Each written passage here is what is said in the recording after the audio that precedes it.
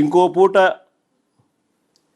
ఈ కొడుకు cricket match కోసం పక్క దేశం వెళ్ళి కొలంబోలో మ్యాచ్ చూస్తాడు రాత్రికి.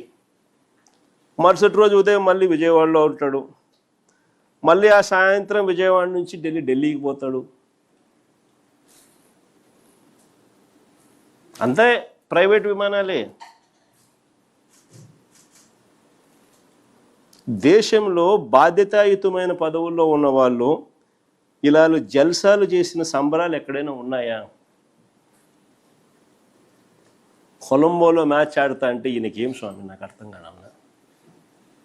ప్రైవేట్ ఫ్లైట్లో కొలంబోకు పోయి మ్యాచ్ చూస్తాడు. ఈ టీవీ చూస్తే కనపడదా మ్యాచ్?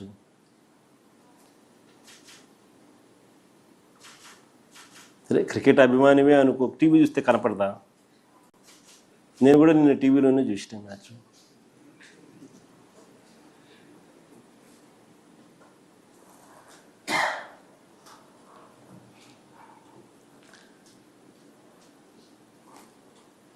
రాష్ట్ర ఆదాయాలు ఎలా పెరుగుతాయి? ఇక రాష్ట్ర అప్పుల విషయంలోకి వస్తే మళ్ళీ అవే గోబెల్స్ ప్రచారాలు. చంద్రబాబు నాయుడు గారి నైజం నిజంగా కుక్కతోక వంకరే. అంటే ఎన్నిసార్లు మనము చెప్పినా కూడా ఎందుకయ్యా అబద్ధాలు చెప్తావు, వాస్తవాలు ఇవి, ఇదిగో వాస్తవాలు అని మనం ఎన్నిసార్లు ప్రజెంటేషన్ ఇచ్చినా, ఎన్నిసార్లు మనం సాక్ష్యాలు ఆధారాలతో సహా చెప్పినప్పటికీ కూడా అవే గోబెల్స్ ప్రచారాలు, అవే అబద్ధాలు రిపీటెడ్గా. కుక్కతోక కూడా ఎప్పుడైనా మీరు గమనించే ఉంటారు. దాన్ని కరెక్ట్ చేయడానికి నువ్వు ఇటు చేయండి, అది మళ్ళీ ఆయనకి వెళ్ళిపోతుంది. అందుకనే సామెత కూడా అంటారు కుక్కతోక వంకర అని. చంద్రబాబు నాయుడు గారి నైజం కూడా కరెక్ట్గా అంతే. మొన్నటి బడ్జెట్ ప్రసంగంలో కూడా ఏకంగా 9.74 లక్షల కోట్లు అప్పులు మేము మిగిల్చామంటారు. బడ్జెట్ ప్రసంగంలో వీళ్ళన్న మాటలు అసలు నిజాలేంటో తెలుస్తాయని, రాష్ట్రానికి సంబంధించిన అప్పులు ఎంతుంటాయో రాష్ట్ర ప్రజలకు ఎక్కడ తెలిసిపోతుందేమోనని ఏకంగా బడ్జెట్ పేపర్స్లో అప్పులకు సంబంధించిన టేబుల్ వాల్యూమ్ నెంబర్ 6 ఈ బుక్లో ఉంటుంది.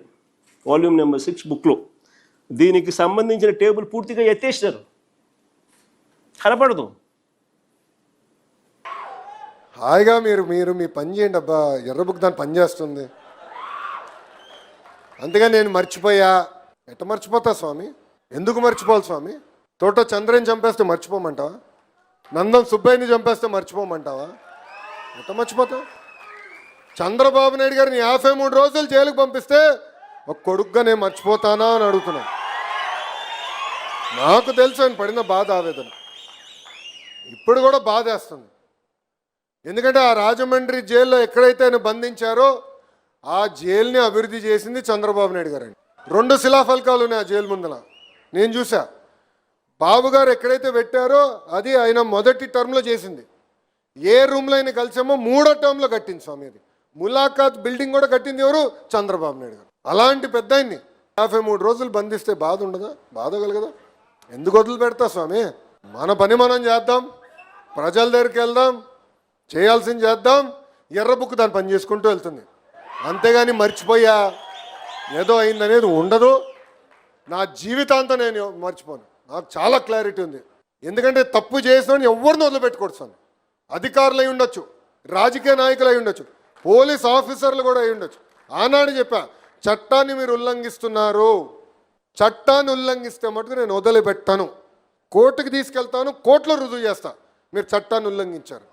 నేను హెరాస్మెంట్ చేసే వ్యక్తిని కాదు, డైరెక్ట్గా చేయాల్సింది చేసే వ్యక్తిని, వాస్తవాల దగ్గరికి వెళ్ళే వ్యక్తిని. అభివృద్ధి దాన్ని పని చేసుకుంటూ వెళ్తుంది, సంక్షేమం దాన్ని పని చేసుకుంటుంది, రాజకీయం కూడా దాన్ని పని చేసుకుంటారు.